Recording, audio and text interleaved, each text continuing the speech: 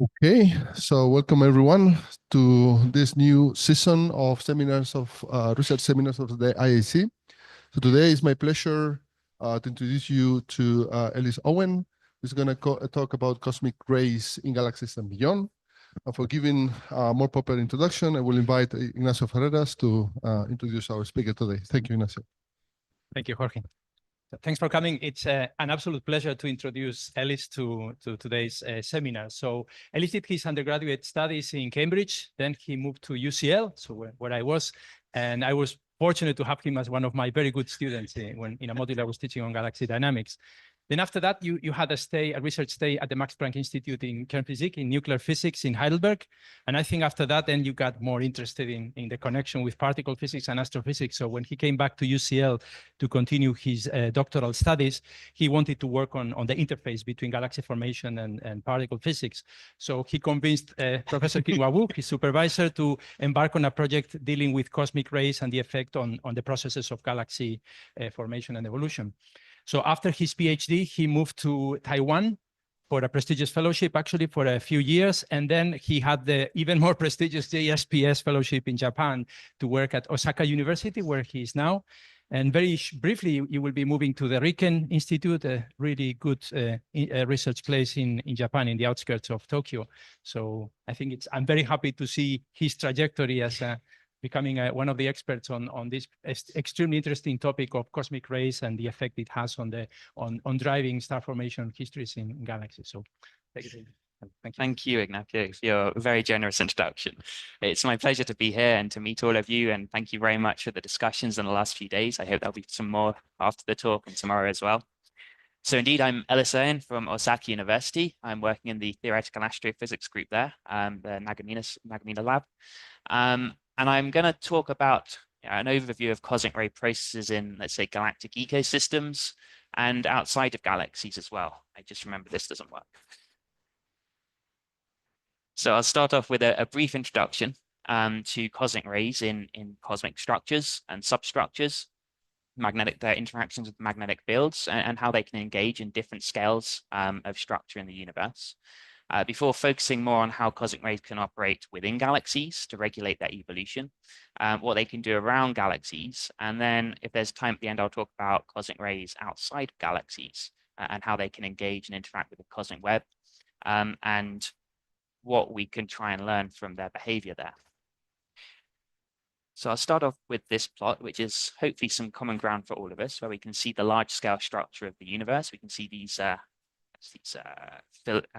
galaxy clusters, these very large associations of galaxies, a lot of non-thermal emission there, very large numbers of galaxies inside of them. These are connected and we can see galaxies in small groups and associations as well. And then between these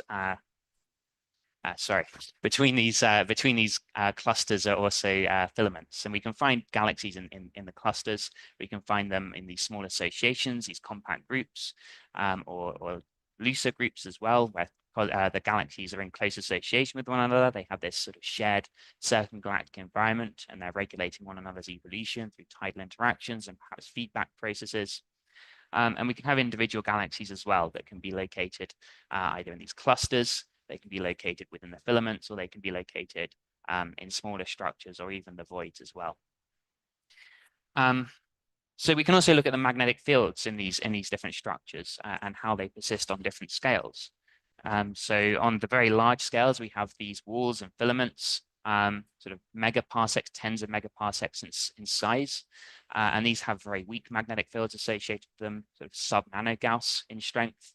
And then in these sort of more slightly more compact structures, so galaxy clusters, these large associations I showed you on the previous slide, we have these stronger magnetic fields, about microgauss or so.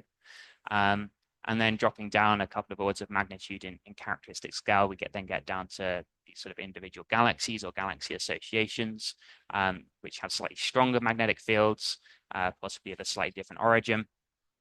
And then within these galaxies, we have much smaller scale structures. This is where we get down to things like stars, white dwarfs, so stellar end products, neutron stars, and magnetars as well. So these are very energetic, very violent environments, very compact environments with much stronger magnetic fields, about 20 orders of magnitude higher in strength than these much larger scale structures. So why do I talk about magnetic fields and these large scale structures when I'm interested in cosmic rays? Well, the answer to that question is because cosmic rays are charged particles.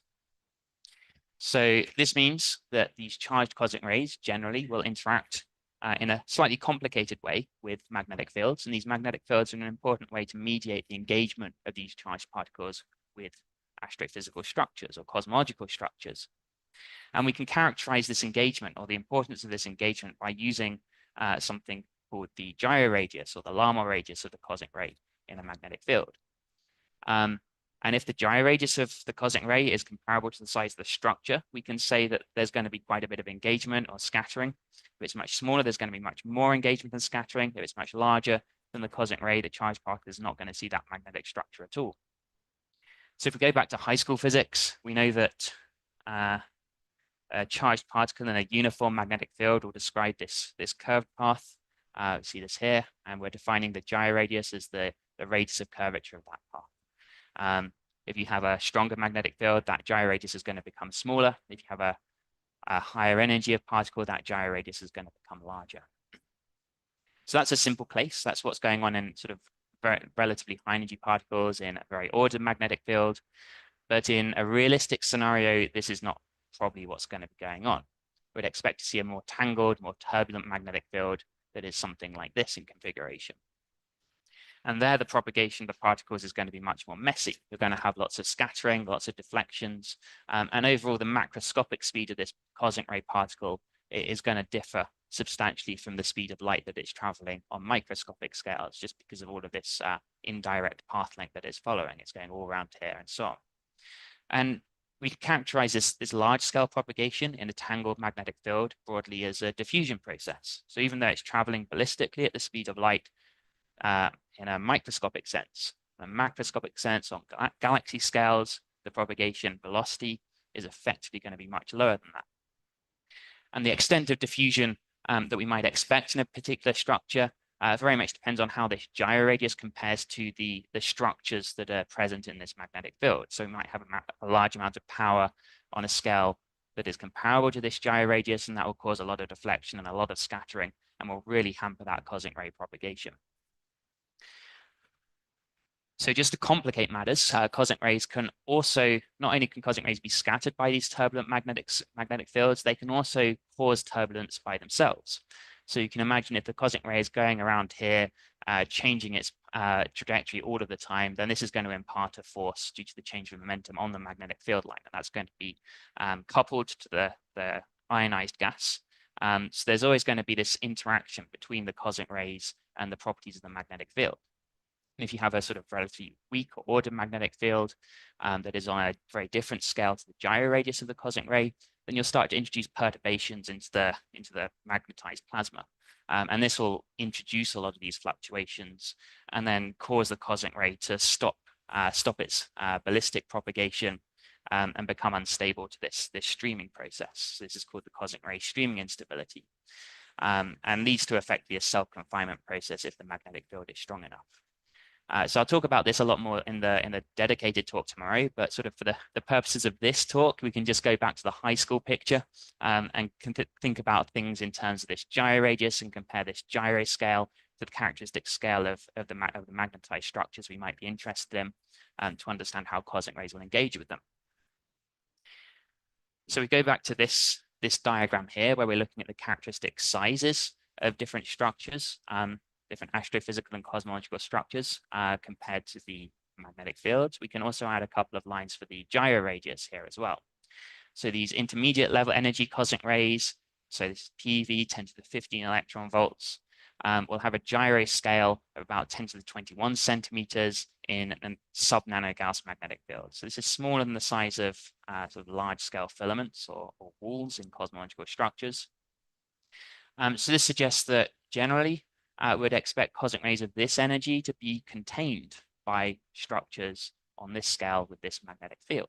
Like their propagation is not going to be ballistic, they're going to be scattering a lot, so it's very hard for them to get out of that structure if they're already in it. Again, if we go down to smaller scales, you can see that containment can become maybe stronger as we're going to smaller scales, but the magnetic field is increasing more.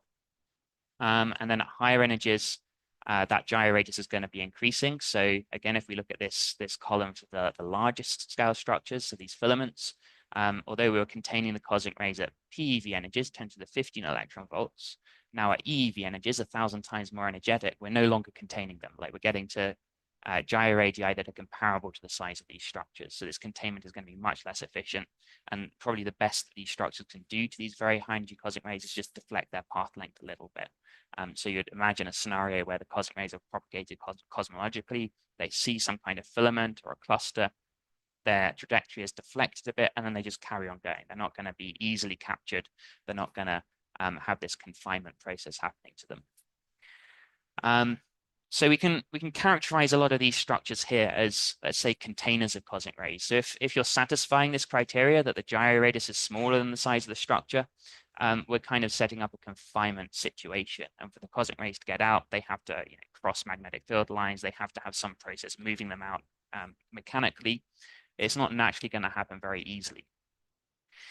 These more compact systems are perhaps more interesting in the sense that they will generally be quite effective cosmic ray containers with a few exceptions. And this is because of their strong magnetic field strength. So if we go to these stellar end products, things like neutron stars and magnetars, we're getting gyre radii that are actually much smaller than the characteristic scales of these systems. And not only that, these systems are also very violent. They're very energetic. They have a lot of strong magnetized shocks associated with them. And these shocks can transfer energy from magnetic shock to the seed charged particles that will be scattered within these shock systems, will carry them along a little bit and give them a boost in energy.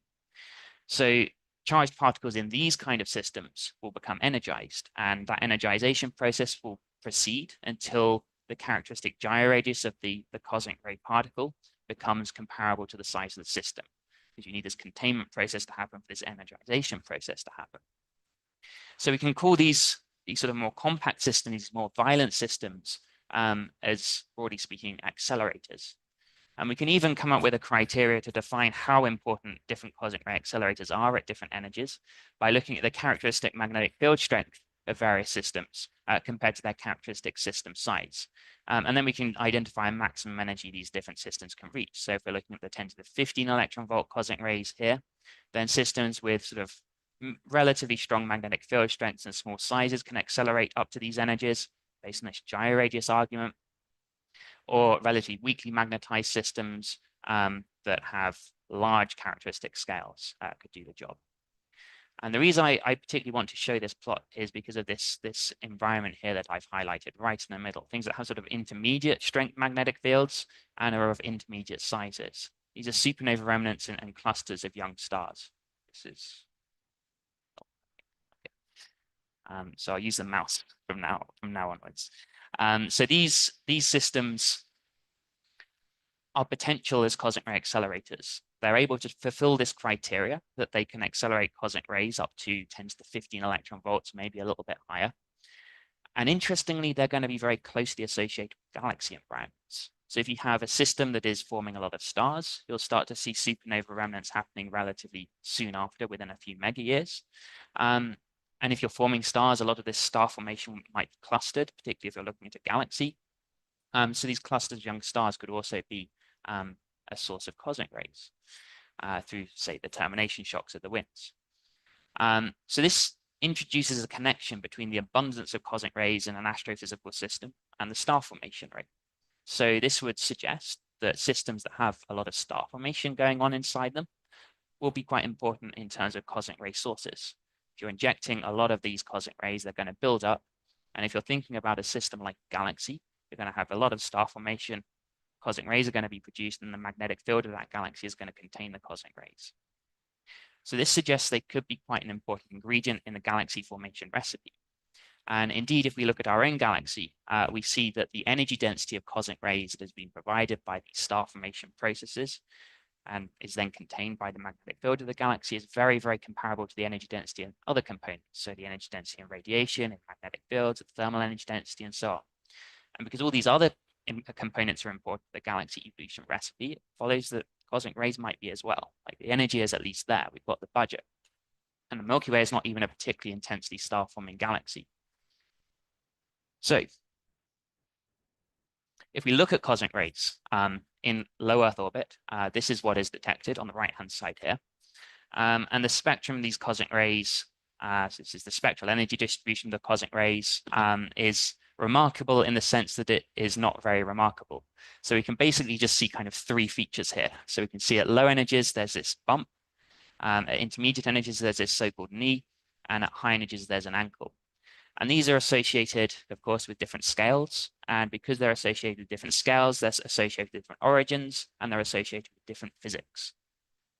So at low energies, what we're seeing here are the cosmic rays that are strongly affected by the solar wind. So what we're seeing in this shape is the solar modulation. If we get to these intermediate energies, cosmic rays are energetic enough to not really notice this anymore. And then we're seeing a lot of the cosmic rays that are coming from supernova activity, star formation activity within our galaxy. As we get to intermediate energies, we're getting to a transition stage where the cosmic rays are probably too energetic to be coming from confined sources within our galaxy, so they're probably coming from outside. And then at very, very high energies, we don't really know where these cosmic rays are coming from.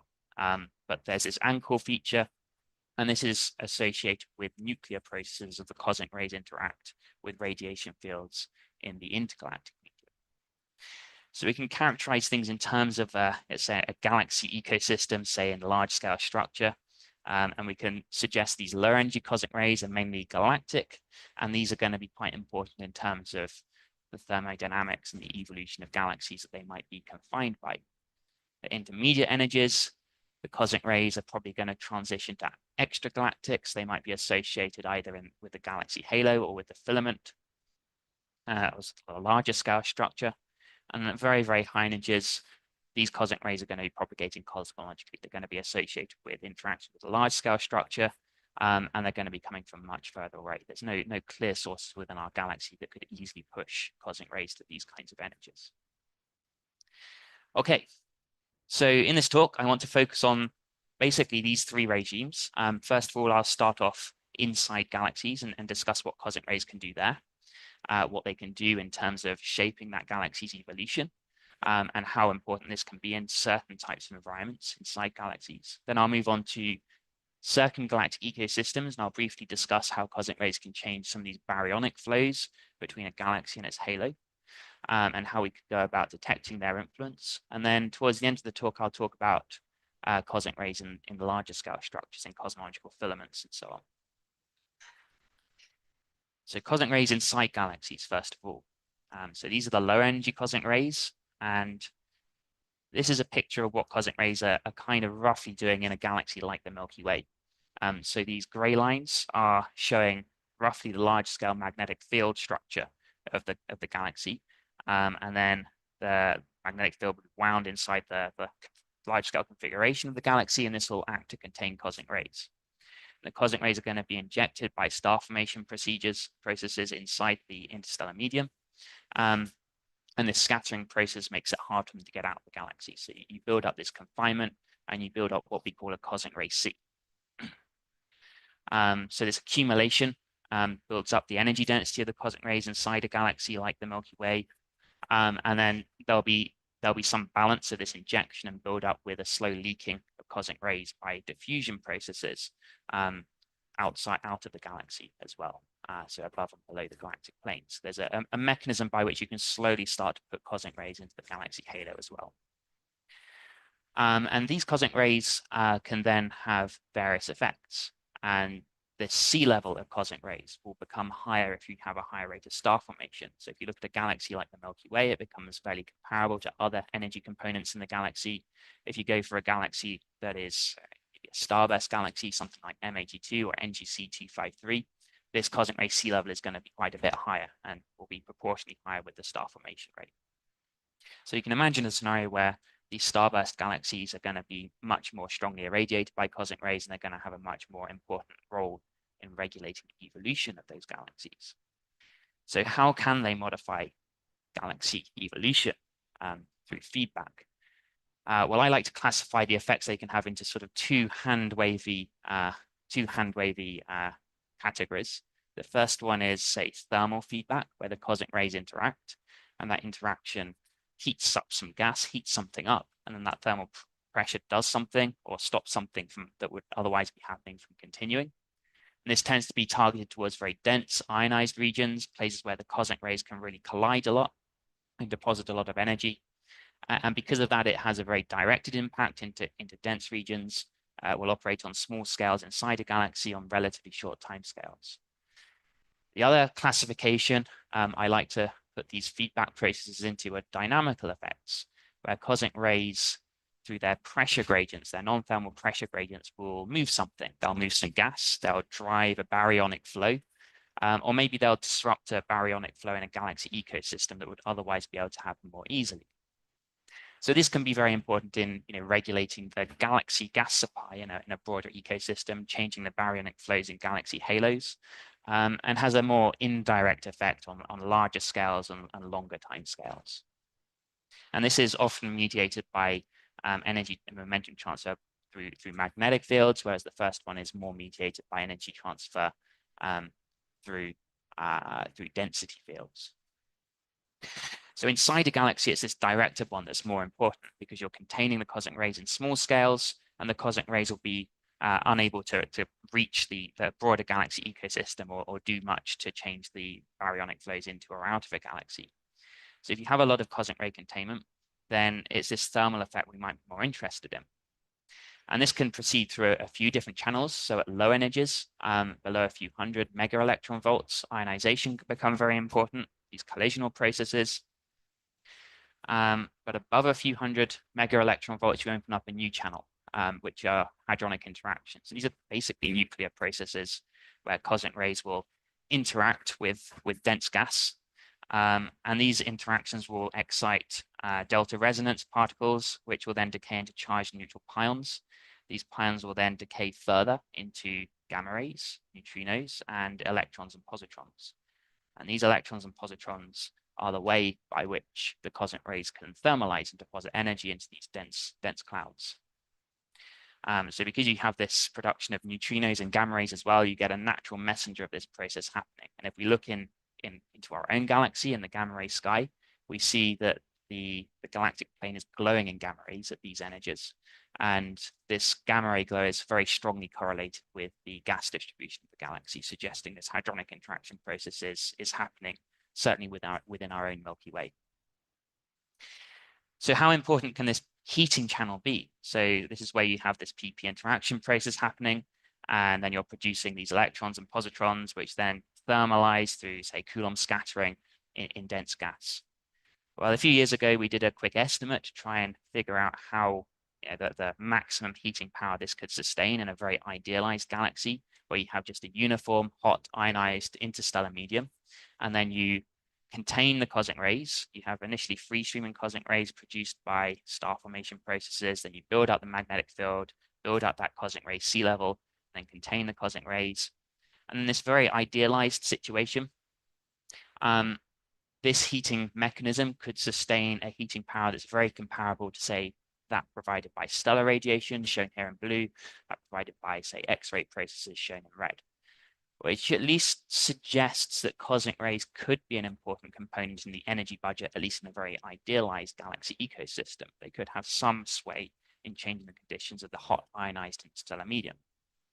But of course, galaxies don't really look like this. They're not really just a ball of hot ionized gas.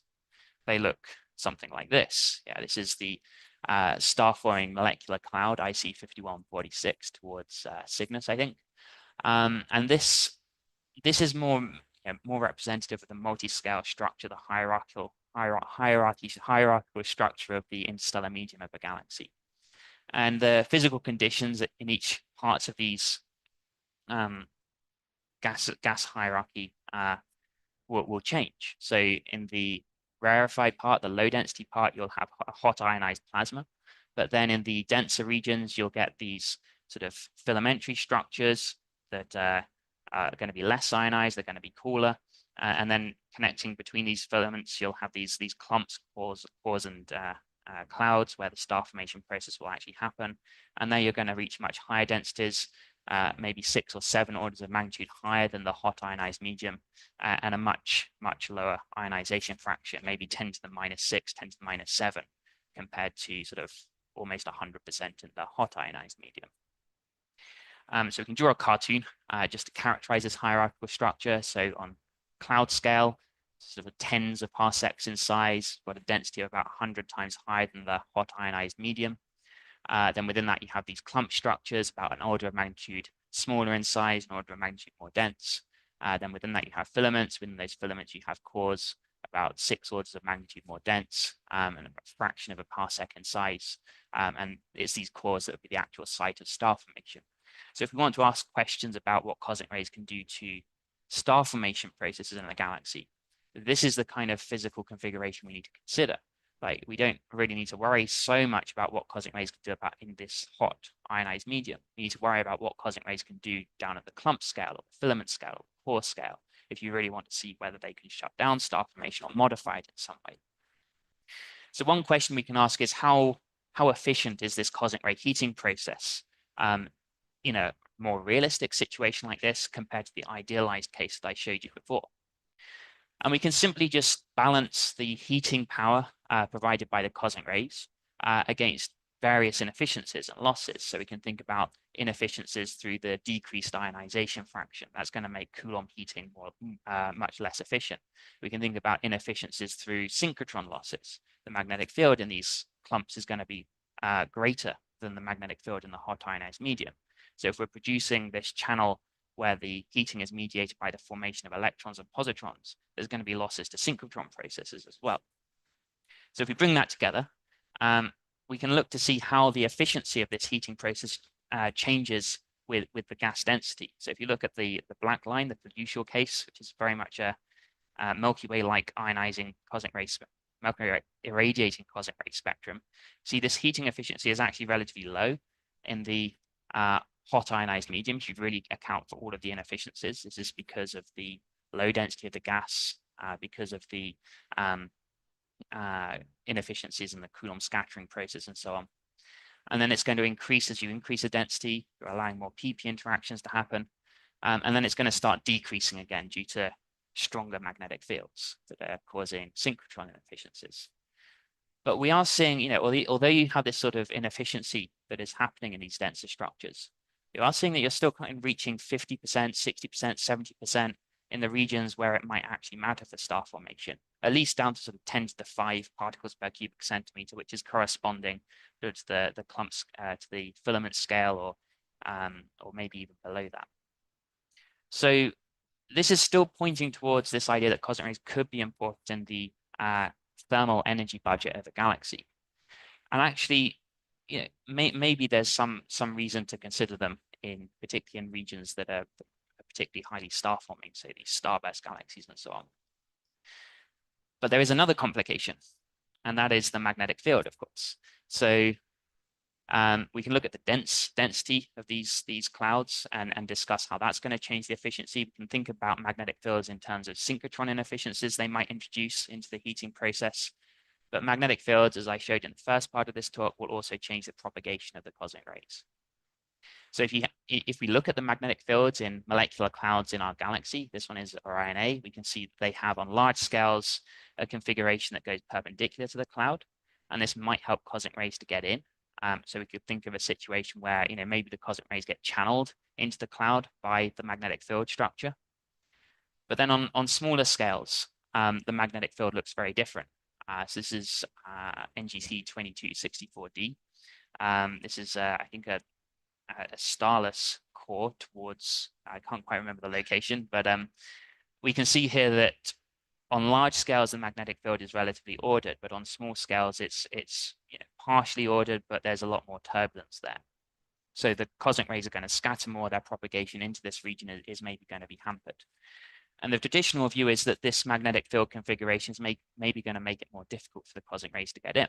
Like they're scattering more, their propagation is going to be slower. Maybe they don't reach these very dense regions where they need to deliver their heating power. So we can also, there's also arguments that the configuration of the magnetic field might roughly look like an hourglass figure. So this is, if you turn the image here on its side and look at the large scale structure, here we're looking at the central part of the cloud, which would correspond to sort of zone 3 here. On larger scales, the magnetic field will have this hourglass structure resulting from its collapse formation process. You're dragging stuff in through gravity, pinching the magnetic field, and then the gas will then fall preferentially along the magnetic field vector to form a pancake-like shape. So this configuration has been argued to maybe deflect some cosmic rays of certain energies away from it as well. So this magnetic field could even provide a protective shield from cosmic ray heating inside the cloud. And people have also argued that when we get to these very dense regions, there's a strong decoupling of the magnetic field and the thermal gas. Things like turbulence start to damp very effectively, and it's very hard for the cosmic ray diffusion process to continue, and the cosmic rays then just transition back to a very simple ballistic streaming, which means that energy density suddenly gets dropped, and we wouldn't expect so much feedback to be delivered in the actual dense regions. But what we actually see, if we look at cosmic ray processes, if we look at cosmic ray ionization rates in individual molecular clouds throughout the galaxy, we see that this varies quite substantially. So this is ionization. This is driven by low energy cosmic rays below a few hundred MeV or so. So this part of the spectrum, just below the part I was showing you before. And this variation is sort of about 4 orders of magnitude, depending on where you're looking in different parts of the galaxy. So this substantial variation could be in part due to variations in the amount of cosmic ray flux in different parts of the galactic plane. But we can measure this through other ways as well. And the indication is that actually much of this variation is due to variations in the magnetic field strength of the cosmic rays. So this is suggesting the magnetic field is having a strong impact on how the cosmic rays can get into these clouds, but it's not really stopping the ionization process happening. This is still suggesting a very substantial flux of cosmic rays getting into the very densest part of the clouds to sustain these kinds of ionization rates. So then the question is, how far does this picture translate to the higher energy cosmic rays around this peak, between the peak and the knee, that are more important for this hadronic interaction process that can drive heating and potentially feedback? Well, until recently, this wasn't at all clear, but last year there were some Fermi observations of a few molecular clumps, so below the molecular cloud scale, towards Perseus and Taurus. And these were measured with Fermi, and they were able to look at the spatial distribution of the gamma ray emission and the spectral energy distribution as well. And they found, firstly, that the spectral energy distribution of the outer part of the clump, shown in gamma rays, was different from the inner part of the clump. And secondly, that the inner part of the clump had a suppression at lower energies. So actually, this is not consistent with a scenario where the cosmic rays are undergoing ballistic streaming into the cloud. If they're ballistic streaming, there should be no energy dependence. If they're diffusing, there would be an energy dependence, because diffusion will happen more slowly for low energy cosmic rays that are scattering more. So they argued that actually this suppression in the lower energy part of the spectrum is consistent with cosmic rays continuing to diffuse down to at least the clump scale, sort of sub-parsec scales, which is suggesting that actually this hampering process that we're seeing in low energies, and that we might assume if we want to consider a strong cosmic ray feedback, is certainly persisting down to the scales that might start to matter for star formation processes. And we can connect this to the heating, because this gamma ray emission is of course related to this PP interaction process that's driving the heating process in the first place. And this suppression suggests the cloud has reached a steady state where the interactions of the cosmic rays match the irradiating spectrum. And this suppression is due to the attenuation process through this PP interaction. So this is suggesting that this channel can be quite important at sort of 0.1 to 10 gigaelectron volts. It's important to produce gamma ray emission. These cosmic rays of this energy are being hampered in the cloud. They're kind of being contained. Their energy density should be substantial to deliver a lot of heating. And actually, this is where the peak of our cosmic ray spectrum in the galaxy is, and where the PP interaction is maybe most important to deposit energy. So what does this mean? Well, this means that firstly, cosmic rays are not propagating ballistically in the densest parts of clouds. They're diffusing, which implies magnetic turbulence is persisting, at least down to clump scales. Interestingly, they measured a few different clouds, and they found the cosmic ray energy density in different clouds in the gamma ray spectrum, suppression was different. It's kind of roughly shown by these different plots. So each color is representing a different cloud. And because this suppression was different, it suggests that the diffusion coefficient is varying between clouds. So firstly, this could further amplify the extent of cosmic ray heating compared to what we previously envisioned in the very simplified scenario, or just considering the density inefficiencies. And secondly, that the amount of heating is going to depend on very, very much on the local conditions the cloud will find itself in, the exact magnetic configuration. So what does this mean for star formation? I think at the moment this is actually somewhat unclear. Like this substantial heating focused in some clouds could make it harder to form stars. It could suppress star formation. People have argued that if you exceed a certain energy density of cosmic rays, then you could shut down star formation in the galaxy. There's some work by Ellis Papadopoulos on this. Conversely, you could just allow star formation to proceed, but distort the initial mass function of the stars then form.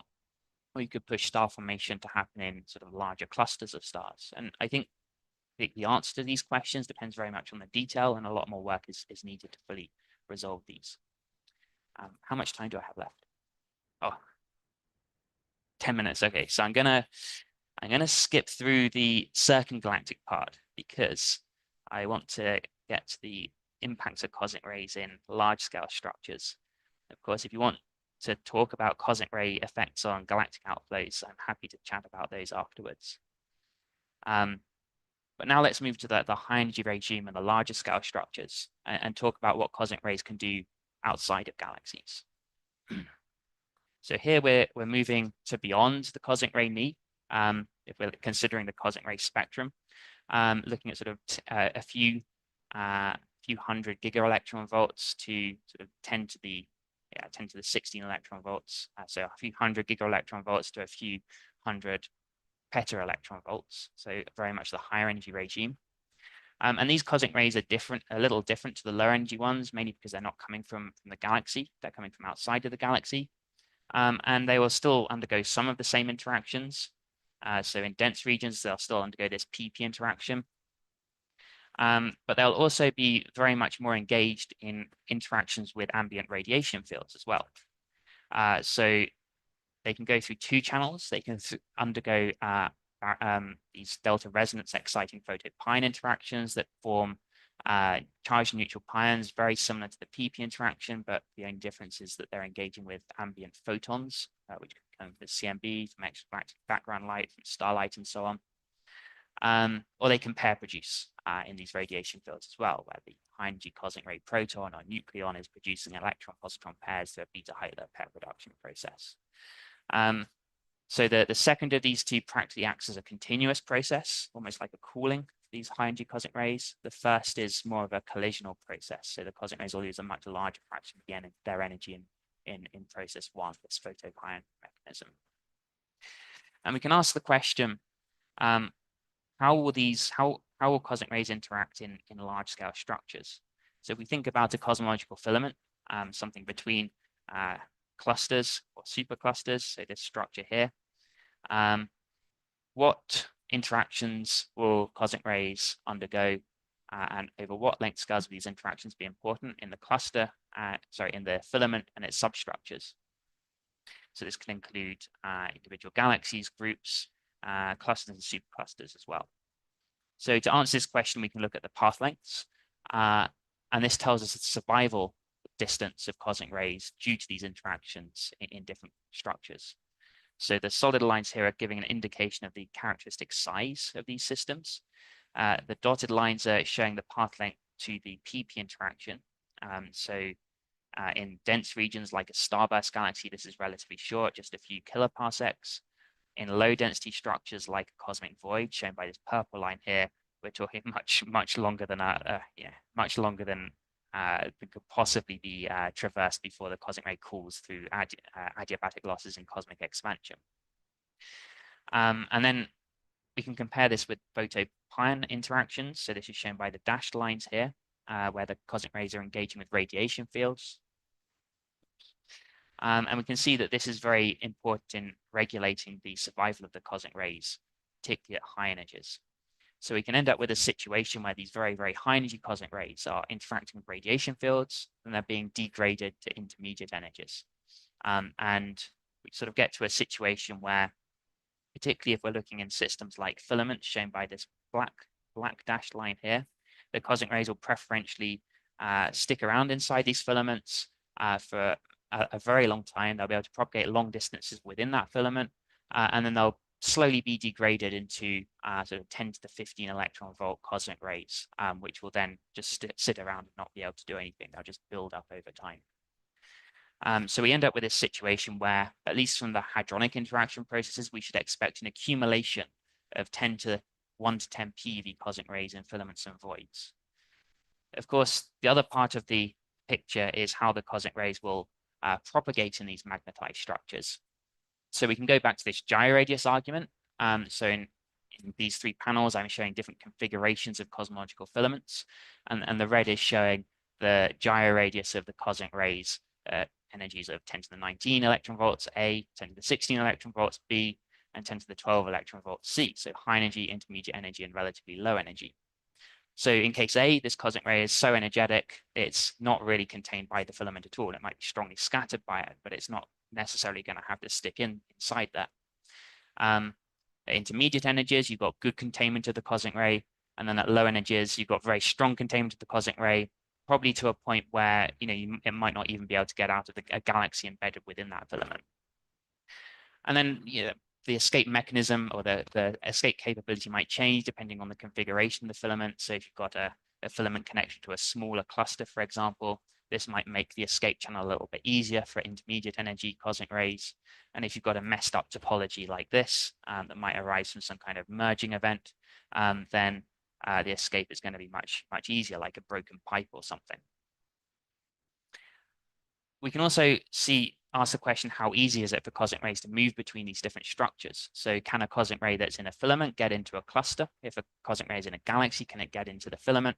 And if a cosmic ray is in a void, can it get to a filament or a cluster, and vice versa? And we can get a rough idea about the answer to this question by thinking about the magnetic topology across these boundaries, and also how the gyroradius will change when the cosmic ray goes from one structure into another structure.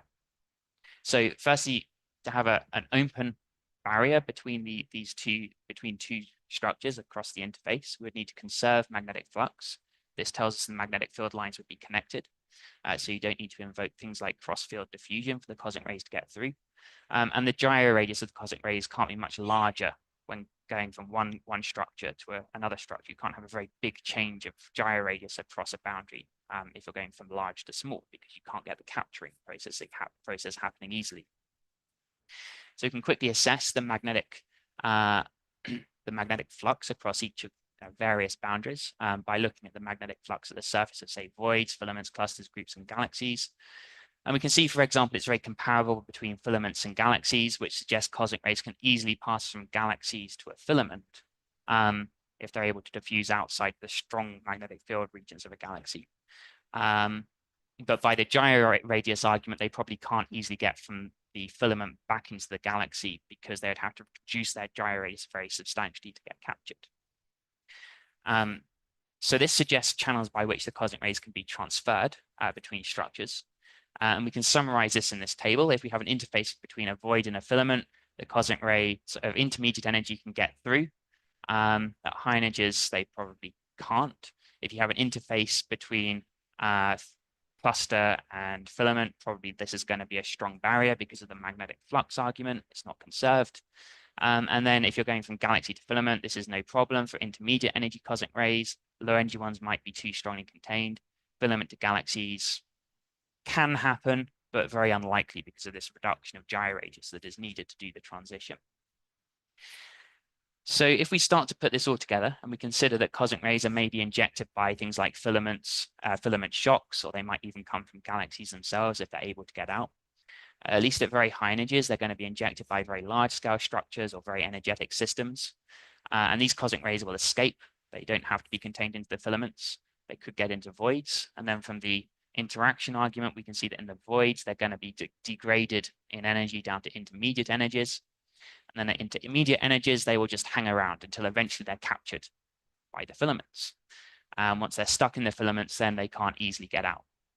And if they stay around in the void, they'll continue to be degraded down to 10 to the 12 to 10 to the 16 electron volts. And then within a Hubble time, the only thing that is possible for them to experience is a capture by a filament. So eventually everything seems to end up in filaments one way or another. And everything seems to accumulate at intermediate energies, 10 to the 12, 10 to the 16 electron volts.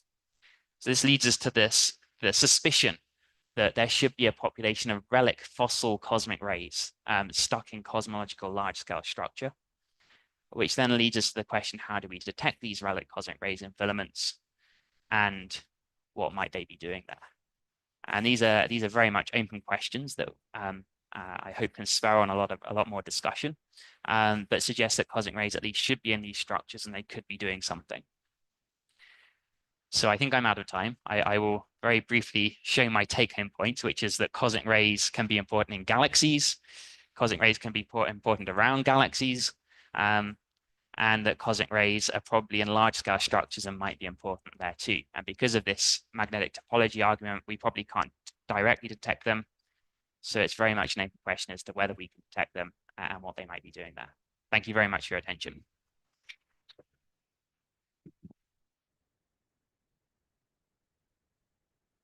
So thank you very much, Ellis, for your very nice talk, very comprehensive. Do we have questions or comments?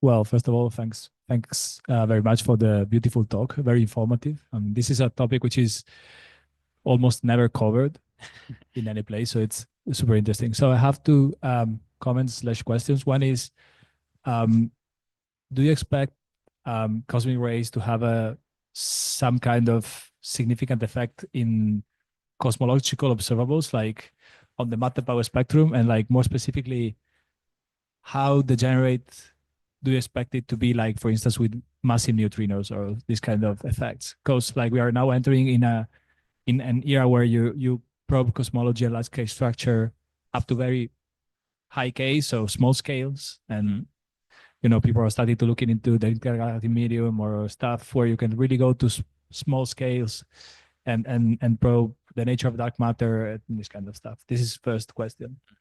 And second is more naively and more observationally. Do you think we can at all like map the large-scale structure through the eye of cosmic rays? So doing like a cosmological surveying cosmic rays? Okay, so firstly, thanks very much for these really interesting questions. To answer the first one, what impact could it have on, say, large-scale structure formation that we might see in cosmological simulations? I think the answer very much depends first, mainly on what the energy density of the cosmic rays are that builds up in this sort of large-scale structure, and then how it channels into intermediate-scale structures. That will depend on basically the injection history over cosmic time of cosmic rays at very high energies. And at the moment, that is unclear. We might have some answer to this in about 6 months, so keep an eye on the archive. But if the energy density is kind of comparable to the magnetic energy density, then maybe this is enough to start to see some effect through the additional pressure they're going to be introducing in these structures. In terms of your second question, how to could we use some kind of emission signature from cosmic rays to map this large-scale structure? I think the answer might be yes. Not through the cosmic ray protons, not the hadronic component, but the electrons, because the electrons, of course, will start to emit synchrotron in this large-scale structure that we know is magnetized. And there's been detection or stacked detection of a filament emitted in synchrotron between, I guess you've seen the paper, right? Yeah. Right. And maybe with, yes, yeah, that's right, yeah. So maybe with improved sensitivities and decent integration times, we might be able to see the emission from some of these cosmic rays in this large-scale structure, and particularly where this large-scale structure is perhaps interfacing with forming galaxies. So if you've got maybe a scenario where the galaxies are being fed by cold filamentary flows, that's going to drag magnetic fields with it. And that's going to increase the strength of the magnetic field. You're going to concentrate cosmic rays in that channel as well. So you'll kind of maybe start to get bright spots within these filaments associated with forming galaxies. Thanks a lot. Yeah. Thanks for the talk also. So following that question, do you know if there is some Fermi analysis of those filaments, like trying to map? In Fermi, you have the whole sky, but I don't think that's Right. it's probably faint, but the Yeah, so I think the issue here is kind of angular resolution. So what you might try and do is maybe look at the angular power spectrum, and maybe you should see some large scale structure there. But this always gets heavily contaminated by galactic foregrounds as well as limited statistics and all of these issues. yeah, you don't see those structures in the Fermi map, but it Right. is- What but you maybe do- trying exactly. a template or trying maybe, but I think it hasn't been tried. But Yeah, maybe to there find- is one maybe lead in this direction I've seen someone discussing recently. I don't know if they've published a paper on this yet, but they've been pushing towards sort of higher energy gamma rays where you've still got enough statistics, but there's also substantial attenuation from extragalactic background light. And this really suppresses the cosmic ray horizon to just megaparsec, even less. And they see an anisotropy, and that they argue might be associated with gamma rays coming from outside of the local filament that we're in. Fermi, you will not be attenuated that much by the EBL. So Yeah. that, So you that would kind of, be if you better. get to 100 giga-electron volts, this is where things start to kick in. And this is, if they look in one direction, stuck everything in the sky, look in the other direction, stuck everything in the sky, they see it's not quite the same. And maybe this is something to do with the large scale structure that we're in. Okay, thank you. Thank you. Carlos.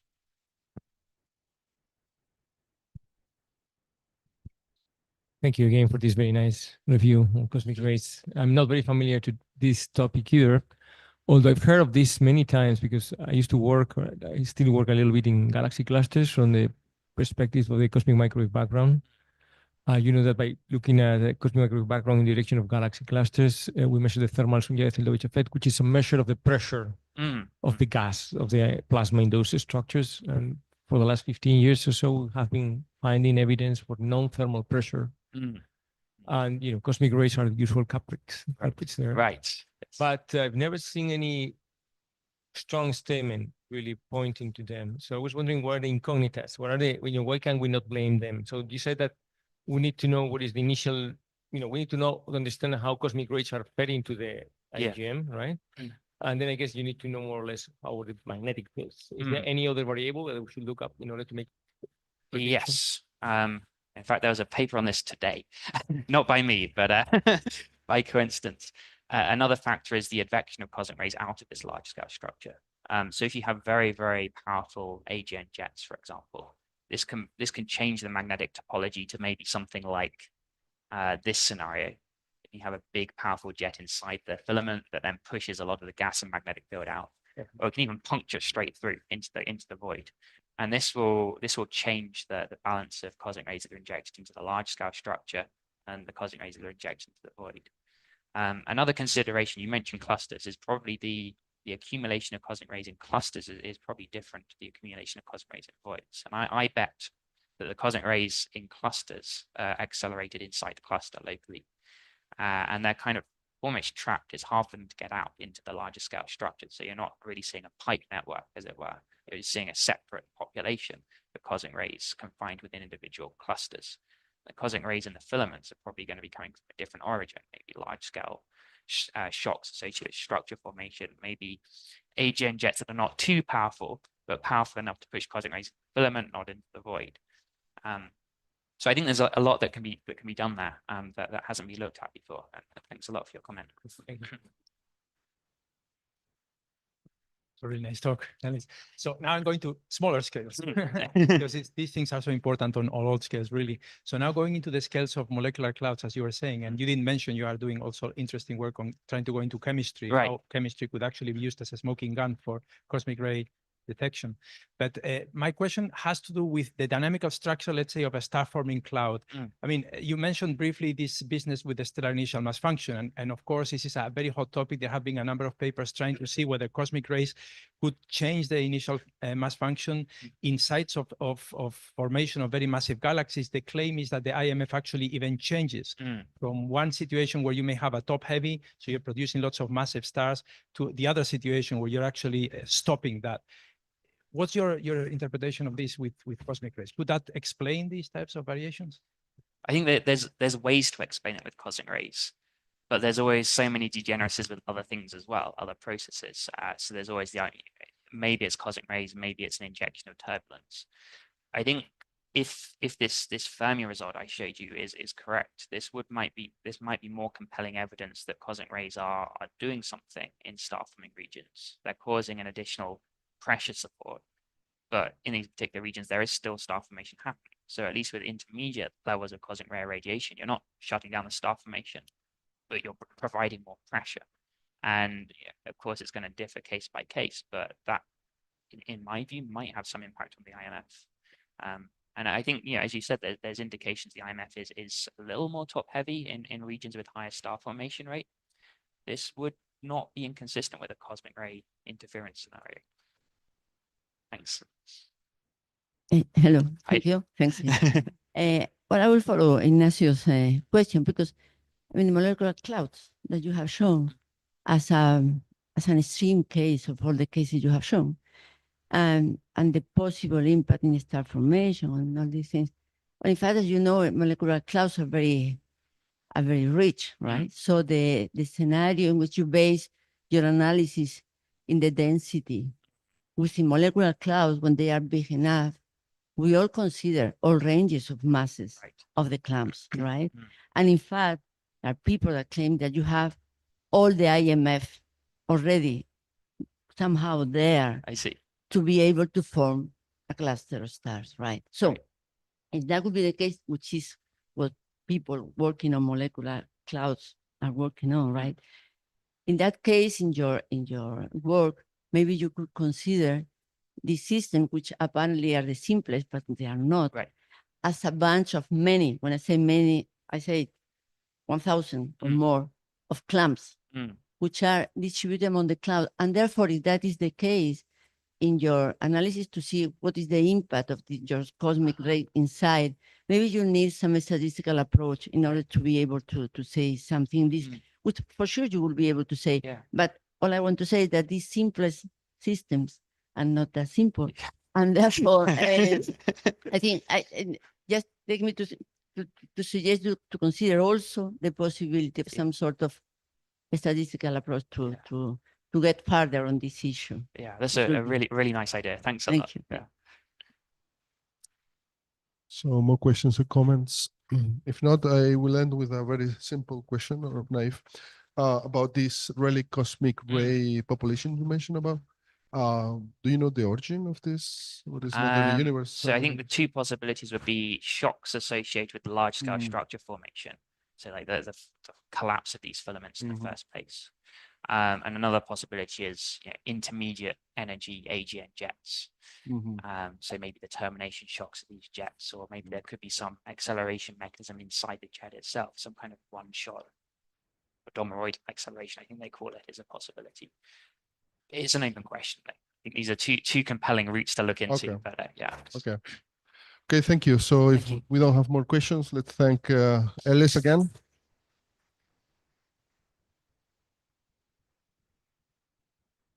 I remind all the students that you can sign for your talk, and then that we have a scientific coffee right now. Well, in 5-10 minutes in the cafeteria. So you are all welcome to come.